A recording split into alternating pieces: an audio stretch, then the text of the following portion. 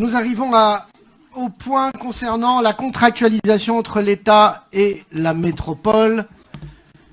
La loi de finances, et je laisse la parole au vice-président évidemment dans quelques minutes après cette introduction rapide.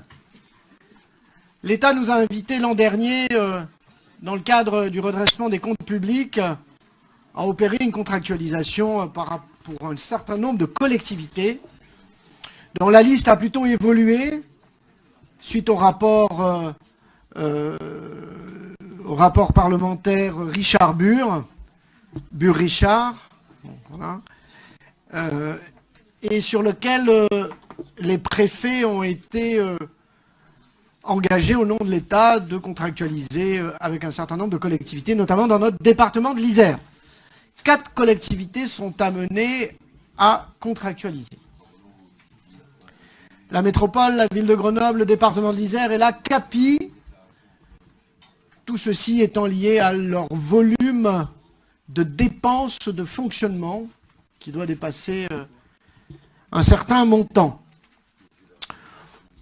Je vais laisser le vice-président présenter cela, mais peut-être vous livrer l'état d'esprit qui est le mien, tout simplement en apéritif et en introduction, même si ce n'est pas l'heure.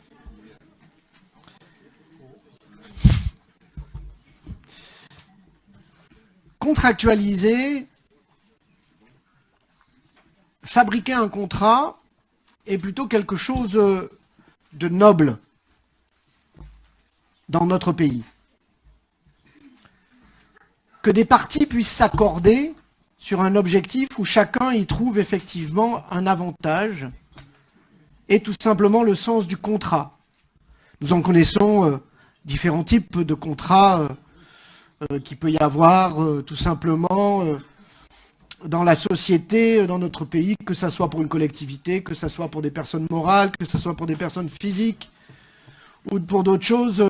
Le contrat illustre la liberté des parties.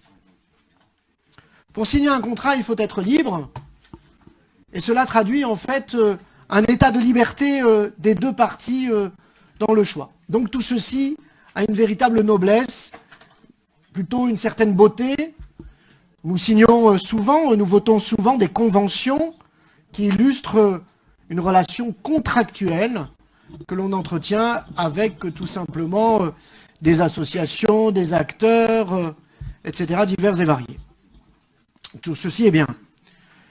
L'idée que nous puissions fabriquer un contrat pour tenir compte des spécificités, d'une part des collectivités et d'un engagement de l'État sur la résorption des comptes publics, montre là aussi une volonté à ce que finalement les choses se regardent, je dirais, au niveau le plus fin, ce qui est absolument louable et intéressant.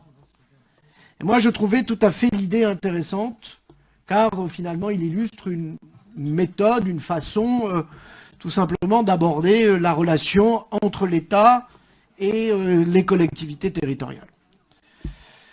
Au départ, je pouvais imaginer, je rêvais, surtout après un séminaire de France urbaine où nous avions eu quasiment tout le gouvernement qui était passé, c'était il y a 1 an et demi de cela, un an de cela, où effectivement nous avions pu imaginer qu'à l'intérieur nous pourrions mettre toute la contractualisation sur les questions de transition écologique, sur les questions de développement, sur les questions d'un certain nombre de politiques publiques où l'État s'engageait. Il s'avère que, in fine, finalement, le contrat a perdu, je dirais, toute cette nature-là. Puisqu'aujourd'hui, il ne repose que sur un angle particulier, qui est celui des dépenses.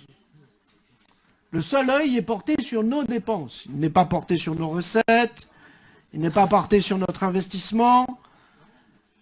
Il a du mal à intégrer les transferts. On évoquait tout à l'heure à l'occasion du compte administratif à quel point il était difficile de comparer année après année les budgets. Et on nous demande là, en l'espèce, tout simplement de poser un contrat qui a du mal à tenir compte finalement des transferts des communes vers la métropole, du département vers la métropole. Et le contrat tel qu'il est posé ici contient un certain nombre de clauses. Je vais directement au bout, mais ensuite je laisserai le vice-président présenter les choses. Mais Je le dis ici, ces clauses,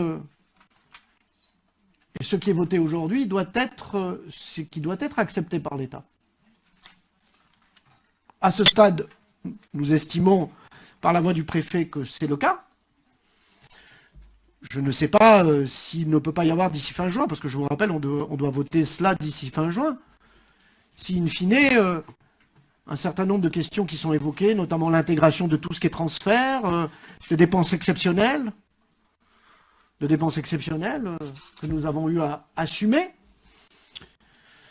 Donc je le dis ici, ce qui conduira le président à signer ce contrat sera la lettre. La lettre. Ce qui est posé dans ce contrat doit être ce qui m'amènera à porter ma signature, c'est le respect en totalité de ce qui sera voté par le Conseil métropolitain. Toute modification qui pourrait être apportée, et notamment par l'autre partie qui est l'État. En l'espèce, nous n'avons pas de conseil d'ici fin juin, fera que je ne le signerai pas. Je le dis simplement. Cela peut étonner, mais non. Je le dis ici parce qu'il y a un certain nombre de points dont si nous avons les garanties de la part du préfet, je ne suis pas sûr que nous ayons toutes les garanties de l'appareil de l'État d'en haut jusqu'en bas.